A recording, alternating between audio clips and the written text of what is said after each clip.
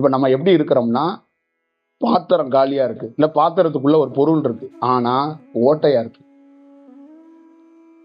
தவம் பண்ணும்போது ஆற்றலா இருக்கு, தவத்தை விட்டு வெளியில வந்தோம்னா ஆற்றல் வெளியில போயிடும். தவம் பண்ணும்போது ஒரு பரவசமா இருக்கு, ஆனா தவத்தை விட்டு வெளியில வந்தா. ஆனால் சிவன் என்பவன் எப்பொழுதும் தவத்துக்குள்ளே இருக்கிறதுனாலதான் அந்த புலித்தோலை வைக்கப்பட்டிருக்கு, ஒரு செயல் வடிவமா கொடுக்கப்பட்டிருக்கு.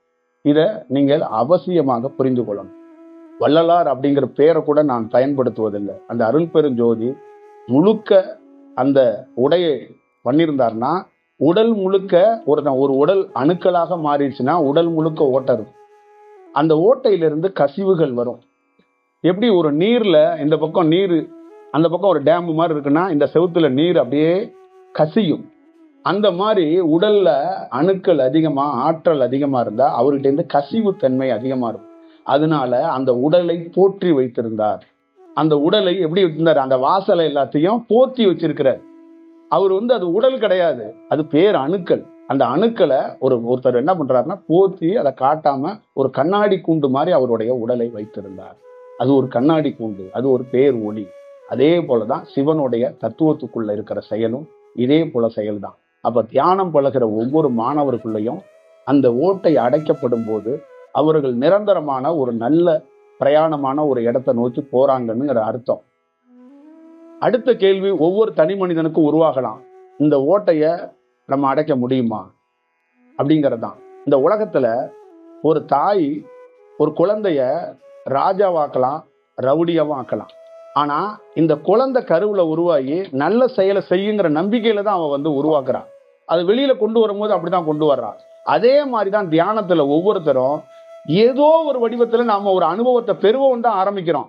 ஆனா நம்ம இதை பெற்றுவிடுவோமா அப்படின்னு ஒரு வேலையை தொடங்கவே கூடாது. அது எக்ஸ்பீரியன்ஸ், உங்களுக்கு அனுபவம்.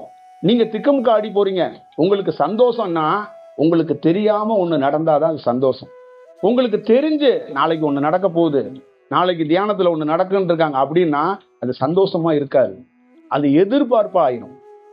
தியானம் என்பதே நாளை என்ன, அடுத்த நிமிடம் என்ன என்று தெரியாமல் நிகழ்வணும், அது நிகழப்படணும் அப்படிங்கறதுதான் அதோட செயல். அனுபவம் பெற்றதுக்கு அப்புறம் தான் நாளை நடப்பது நமக்கு தெரியும்.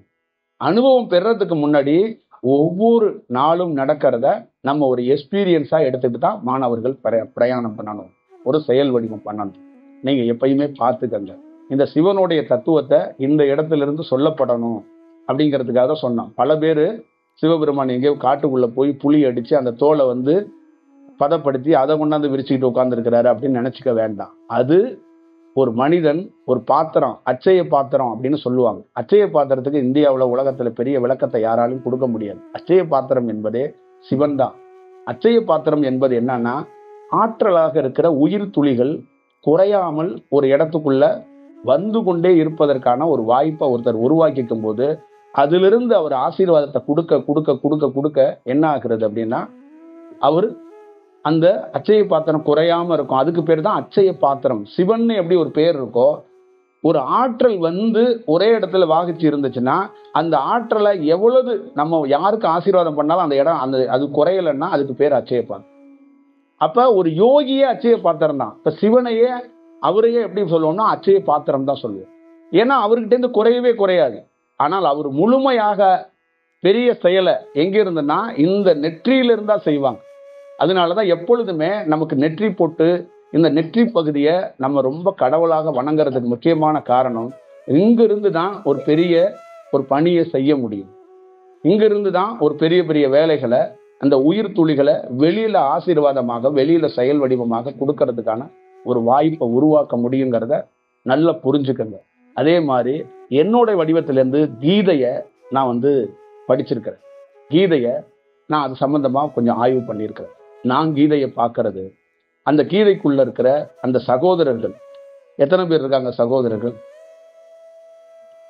5 பேரும் கிருஷ்ணனையும் நான் எப்படி பார்க்கறேன்னா, இந்த 5 பேரையும் பஞ்சபூதங்களா தான் பார்க்கறேன். கிருஷ்ண பரமாத்மாவை பிரம்மனா பார்க்க. இப்ப அந்த 5 பஞ்சபூதங்களும் யார நாடியே இருக்குன்னா கிருஷ்ணனை தான் நாடியே இருக்கு, பிரம்மனை தான் நாடி இருக்கு. இப்ப நீங்க நம்ம உலகம் முழுக்க பஞ்சபூதங்களுக்கும் மாயை உண்டு. பஞ்சபூதங்களே சமயத்துல மாயையில சிக்கிக்கொள்ளும், மாயையில ஒரு விஷயத்துக்குள்ள மாட்டிக்கொள்ளும். இப்ப அதை தான் ஒரு யோகி என்ன பண்றாருன்னா, அவர் அவதரிச்சு வந்து இந்த நீர் சம்பந்தமான ஒரு நிறைய மழை பொழிவோ இல்ல வேற மாதிரி அதிகமான செயல் கிடைக்கும் போது அவரோட தவ வலிமையை பயன்படுத்தி அதை ஒரு கட்டுப்பாட்டுக்குள்ள கொண்டு வந்து அதை ஒரு ஒழுங்குபடுத்தி வைக்கிறார். அதே மாதிரி நெருப்பு தன்மையில பஞ்சபூதங்கள்ல நிறைய ஒரு செயல் வடிவம் போயிருச்சுன்னா அதையும் ஒரு ஒழுங்குபடுத்தி கட்டுப்பாட்டுல கொண்டு வராரு. அதே மாதிரி மண் சம்பந்தமாக அது ஒரு கட்டுப்பாடு இல்லாம ஒழுங்கற்ற போனுச்சுன்னா அதையும் சரி செய்யறாரு. இந்த பஞ்சபூதங்களை சரி செய்யறதுக்கும் இந்த பஞ்சபூதங்கள் தன்மையை எப்பொழுதுமே நாங்கள் இயக்கக்கூடிய ஆளுங்கிறத காட்டக்கூடியவர் தான் கீதையில் இருக்கிற கிருஷ்ணனாக இருக்கிறார். இந்த செயல் வடிவமாக இருக்கு. இப்ப இந்த ஆங்கிள் இருந்து யாருமே படிக்க மாட்டாங்க, இந்த ஆங்கிள் இருந்து யாருமே யோசிக்க மாட்டாங்க, இந்த செயல் வடிவத்திலிருந்து இதை பார்க்கறது மறுக்கிறாங்க. அதை ஒரு கடவுளா தாண்டி அது ஒரு இயற்கையா ஒரு ஞான வடிவத்துக்குள்ள இப்படி அதை அணுகணும், இப்படி பார்க்கணும் அப்படிங்கறதா இதுக்குள்ள இருக்கிற செயல். இந்த தியானத்துக்குள்ள மீண்டும் நம்ம சொல்றது என்னன்னு கேட்டீங்கன்னா, எந்த பல்கலைக்கழகத்துக்குள்ளேயோ எந்த தாய் தந்தையாலேயோ ஒரு இந்த மாதிரி உடல்ல பருவ மாற்றம் ஏற்படுறதோ ஒரு வித்தியாசமான ஒரு அனுபவத்தை நமக்குள்ள ஏற்படுகிற ஒரு ஒரு ஒரு எழுச்சியை வந்து யாருமே சொல்ல முடியாது, இதை வார்த்தையால விவாதிக்க முடியாது. அதுதான் அதுக்குள்ள இருக்கின்ற செயல் வடிவம். நிறைய குருமார்கள் அவங்களுடைய அனுபவத்தை நிறைய எழுத முடியல, ஏன்னா அதை எப்படி சொன்னா இவங்க புரிஞ்சுக்குவாங்க. இப்ப நான் சொல்ற கருத்துக்கள்ல எத்தனையோ பேர் அதை வந்து யூடியூப் சேனல்ல பாக்குறவங்க அவங்களுடைய பாயிண்ட்லேருந்து அவங்க வேற விதமா புரிஞ்சுக்கிறாங்க. ஒவ்வொருத்தரும் ஒவ்வொரு கண்ணோட்டத்துல ஒரு ஒரு காணொலியை பார்க்கும்போது அவங்களுக்கு ஏற்ற மாதிரி அதை வந்து ஒரு ஒரு அதுக்கு ஒரு அவங்க ஒரு வடிவம் எடுத்துக்கிறாங்க, ஒரு வடிவம் பண்ணிக்கிறாங்க. அப்ப ஒரு யோகி என்ன பண்றாருன்னா பயப்படுறாரு.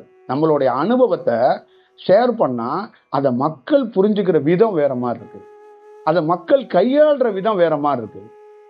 கோவில்கள் கொடுக்கப்பட்ட விதம், மந்திரங்கள் கொடுக்கப்பட்ட விதம், தியானங்கள் கொடுக்கப்பட்ட விதம் எல்லாம் மக்கள் பயன்பாட்டுக்கு வந்ததுக்கு அப்புறம் எல்லாமே அவங்களுக்கு சௌரியத்துக்கு ஏற்ற மாதிரி தான் அது வளைக்கப்பட்டுச்சு வந்து அதோடைய ஒரிஜினாலிட்டி படி இங்க இயங்குதான்னா நிச்சயமா கேள்விக்குரிய.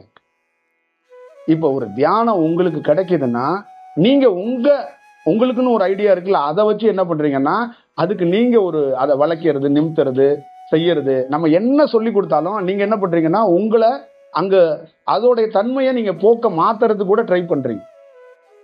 புலியோட என்னைக்குமே சண்டை போடக்கூடாது, புலியை தன்வசப்படுத்துறதுக்கு காத்து இருக்கணும். அப்ப காத்து இருக்கணும்னா என்ன பண்ணணும்னா புலி மாதிரி மாறினாதான் புலி நம்ம கிட்ட வர்றதை நிறுத்தும். அப்ப தியானத்துக்குள்ள ஒரு வடிவம் கிடைக்கிற வரைக்கும் கொஞ்சம் நம்ம எப்படி பண்ணணும், அதுக்குள்ள என்ன வடிவத்தை சொல்லியிருக்கிறாங்களோ கவனம் என்பது என்னன்னா ஒரு மந்திரம், ஒரு தியானத்தோட முறை, உட்கார்ற செயல், அந்த குரு என்ன வடிவத்தை காட்டுறாரு, எந்த பாதையை காட்டுறாரு, அதை கரெக்டா பிடிக்கணும். அதை பிடிச்சிட்டோம்னா கொஞ்ச நாள் ஆகும்போது நமக்கு ஒரு எக்ஸ்பீரியன்ஸ்ல அது தெளிவுபடுத்த வச்சு இப்ப நாம அந்த பாதைக்குள்ள இன்னும் கொஞ்சம் காங்கிரீட்டை போட்டு நம்ம கொஞ்சம் சைட்ல கொஞ்சம் வேற ஒரு பாதையை போட்டோம்னா அது என்ன ஆகும்னா காலதாமதமாகும். நல்லா இருக்கும், ரொம்ப நல்லா இருக்கும், ஐயோ வித்தியாசமா இருக்க அந்த பாதை அவர் சொல்லி கொடுத்த பாதை தான், இதுல இப்படி ஒரு குறுக்கு சந்தை எடுத்தோம்னா ரொம்ப நல்லா இருக்கு தியானத்துலன்னு பல பேர் பல வீட்டுகள்ல பண்ணிக்கிட்டு இருக்காங்க. அது எனக்கு தெரியாதுன்னு அவங்களா நினைப்பாங்க. அது தெரியாமையா நம்ம தவம் பண்ணிக்கிட்டு இருக்கோம், நமக்கு தெரியும்ல அவங்க என்ன பண்றாங்க அப்படின்னு. அப்ப அந்த மாதிரி எல்லாம் எடுக்காம ஒரு பாதையில போகணும். எதுக்காக பெரியவங்கெல்லாம் தன்னை வருத்திக்கிட்டு எந்த எதிர்பார்ப்பும் இல்லாம ஒரு பணி செஞ்சாங்க அப்படிங்கிறத பார்த்துக்கணும். ஏன்னா ஒரு பாதை காட்டப்பட்டுச்சுன்னா அந்த பாதையை விட்டு விலகக்கூடாது. தியானத்துல அதுதான் ரொம்ப முக்கியம். அந்த பாதையை விட்டு விலகிட்டோம்னா அவ்வளவுதான். இப்ப நம்ம கிட்ட பழனியில இருக்கிறோம், இன்னைக்கு இந்த இடத்துல இந்த விஷயம் பண்ணணும்னு சொல்லிட்டாங்க. இது என்னன்னா உள் உணர்வுல மீண்டும் மீண்டும் மீண்டும் மீண்டும் இத அதுவாவே மாறி நிக்குது. அப்ப நம்ம என்ன பண்றோம்னா ஞாயிற்றுக்கிழமை மக்களுக்கு லீவு இல்ல, மக்கள் எப்ப வருவாங்க இல்ல, அதுக்கேற்ற மாதிரி அவைலபிள் எப்படி இருக்கும் அப்படிலாம் அதுகிட்ட போய் பேச முடியாது.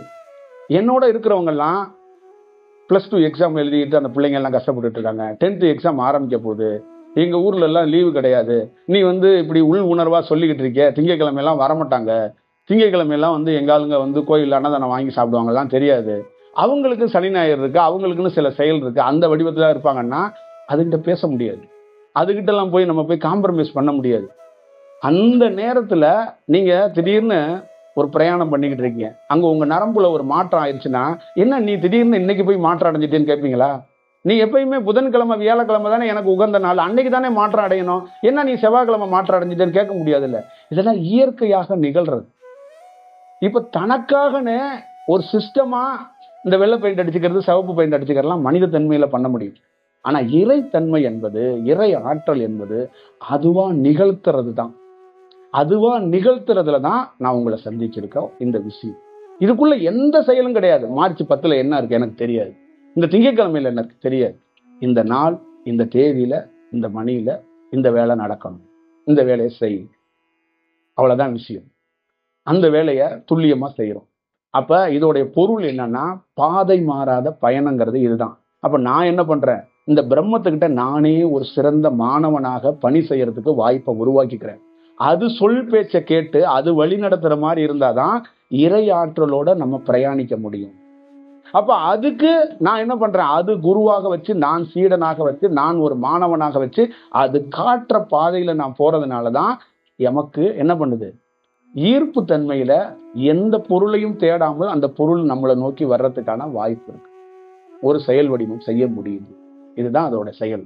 அப்ப நீங்க உங்களுக்கு காட்டப்பட்ட பாதையிலிருந்து விலகாம போனா, எவ்வளவு சவால் வந்தாலும், எவ்வளவு சோதனை வந்தாலும், அந்த பாதைய உங்களுக்கு தெளிவா, இந்த பாதை தான் உன் பாதைங்கிறத உங்களுக்கு காட்டி, அத நிறைய பேரு நீங்க அதுக்குள்ள ஒரு வேற வேற பாதைகள் போட்டுறீங்கிறது கொஞ்சம் வருத்தமா இருக்கு. அதையும் சரி செஞ்சுக்கங்க. உங்களுக்கு தெரியும், இது தனிப்பட்ட முறையில இது விவாதிக்க வேண்டியதில்லை. உங்களுக்கு உள் உணர்வுல தெரியும். அதை நீங்க பார்த்துக்கணும், அதை செயல் வடிவமா செஞ்சுக்கணும். இந்த தியானம் என்பது நம்மள என்ன செயல் வடிவமா, மீண்டும் நான் என்ன சொல்றேன்னா, இந்த மோஸ்ட் வார்த்தையால விவாதிக்க முடியாத, எந்த லாங்குவேஜ்லயும் சொல்ல முடியாது என்னன்னா, ஒரு புது ஒரு மனிதன் புது எக்ஸ்பீரியன்ஸை பெறணும். இந்த லைஃப்ல எந்த சுகத்தாலையும் கொடுக்க முடியாத, எந்த எழுத்தாலையும் கொடுக்க முடியாத, எந்த செயல் வடிவத்தாலையும் கொடுக்க முடியாத ஒரு உணர்வுகளையும் ஒரு ஆனந்தத்தையும் இந்த தியானமும் ஏற்படுத்தி கொடுக்குது.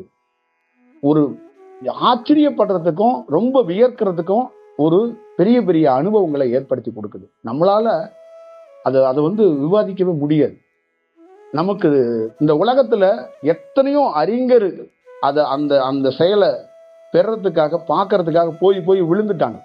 பல லட்சங்கள் செலவு பண்ணி கூட, ராக்கெட் அனுப்பி கூட ஒரு இடத்துல இருக்கிற ஒரு விஷயத்தை, கருவியை வச்சு அதை புகைப்படம் எடுத்துட்டு வரணும் கூட அவங்க கூட வீழ்ந்து போயிருக்காங்க.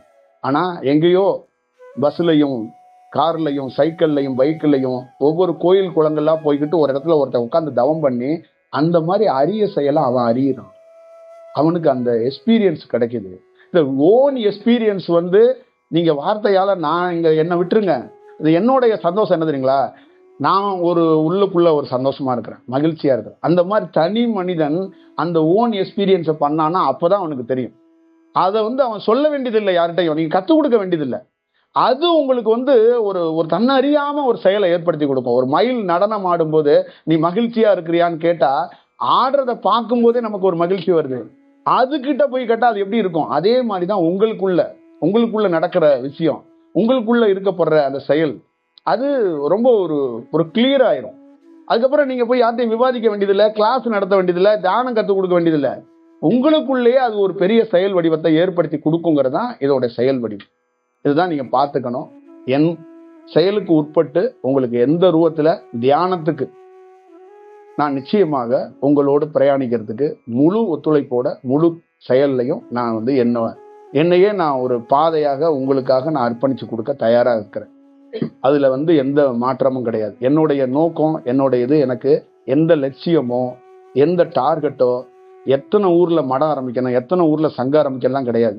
எங்கேயாவது ஒரு மனிதன் தன்னை உணர்றதுக்கு ஒரு வாய்ப்பு ஏற்பட்டுச்சுன்னா, அது அந்த மனிதனுக்கு, அந்த ஆன்மாவுக்கு கிடைச்ச சந்தோஷம் எனக்கு கிடைச்ச சந்தோஷம் இல்லை. அந்த ஆன்மா நல்லா இருக்கா, ஓகே, அடுத்த செயல். அப்படிதான் நம்ம பார்க்கிறோம். நமக்கு மடம் வேண்டாம், சங்கம் வேண்டாம். தனி ஆன்மா அது தன்னுடைய அந்த சுயத்திலிருந்து அதை செல்ஃப் ரியலைசேஷன் பண்ணிக்கிட்டா நல்லா இருக்கும். இதுதான் நம்மளுடைய தேடுதலா இருக்கு, நம்மளுடைய முயற்சியாகவும் இருக்கு. வேற ஒன்றும் கிடையாது இதுக்குள்ள.